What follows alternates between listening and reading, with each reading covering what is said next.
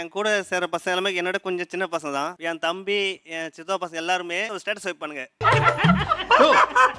என்ன சிரிக்கிறீங்க? என்னங்க அவனோட லவ் பண்ற பொண்ணுக்கு வந்து என்ன மூணு வைப்பானுங்க, பேபி. அதெல்லாம் பாக்குறப்ப என்னடா இது, நம்ம கூட கிரியேட் ஆடிட்டு இருந்தானுங்க. Okay super. இப்ப பார்த்தா எல்லாருமே லவ் ஸ்டேட்டஸ் வைக்கிறானுங்க. என்ன ஒண்ணுமே புரியல. ஆனா இந்த குடும்பம் கொடுமையிலே பெருங்குடும்பம். இந்த வாட்ஸ்அப், இன்ஸ்டாகிராம்லாம் ஸ்டேட்டஸ் ஸ்டோரி வச்சு நம்மளை பார்க்க வச்சு நம்ம கண்ணில் ரத்த கண்ணீரை வர வைப்பாங்க பாருங்க. இதெல்லாம் வந்து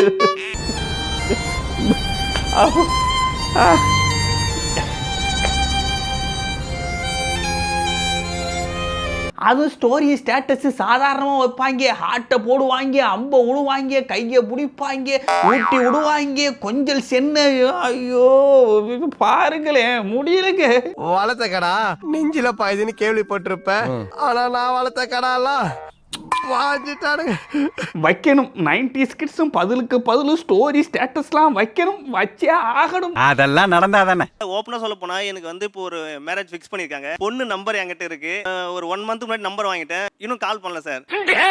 நீ எல்லாம் மனசாட்சி இல்லாதவன்டா. ஏன்னா பயம், என்ன சொல்லிடுவாங்க. எல்லாரும் வீட்டுல ஓகே இருந்தாலும் பயம். இது 90s கிட்ஸ் மேல குத்தம் கிடையாதுங்க. இந்த மனுஷன் மேல தான் குத்தமே. அவன் பொண்ணு கிடைக்காமலே சுத்திட்டு இருக்கான். இந்த மனுஷனுக்கு பொண்ணு பார்த்து கல்யாணமே நெருங்கி போச்சான். ஆனா இருந்தாலும் அந்த பொண்ணுகிட்ட பேசாம இருக்கிறார் பாருங்க. ஆனா இந்த மாதிரி இன்டர்வியூஸ் இருக்கத்தான் செய்றாங்க.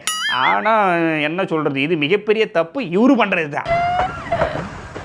பேசு.